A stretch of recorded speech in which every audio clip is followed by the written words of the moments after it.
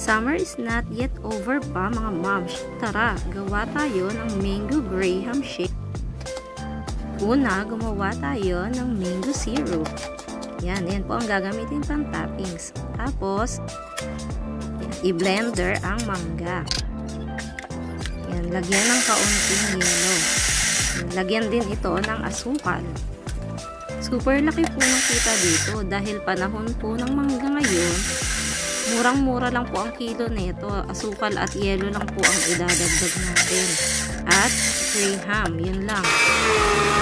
At syempre, ang ating Alaska Evaporada. Patok na patok po ito sa mga bagets. Kahit po kids at heart, favorite tayo lang. Mango shake sa isang baso. Tapos, wag po munang pupunuin. Next po, maglalagay tayo ng grahams. Yan, crushed graham po ang ginamit ko. Next, lagyan po ng mango syrup. Yan, para aesthetic sa gitna. Yummy po yan kapag hinalo nila. Yan, tas pinakahuli po sa ibabaw yun ulit. Graham, mango, tapos ang ating creaming Alaska Evap.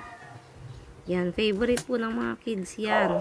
Yan, sigurado pong ubos ang benta kapag may Alaska tayo. At hindi na po yan matutunaw kasi malamig pa lang, ubos na nila. Saktong-sakto po ito sa summer. Napakadali lang, 'di ba? At murang-mura lang ang puhunan. Try nyo na. Ito ang aking Alaska kaibang summer story. Thank you so much for watching.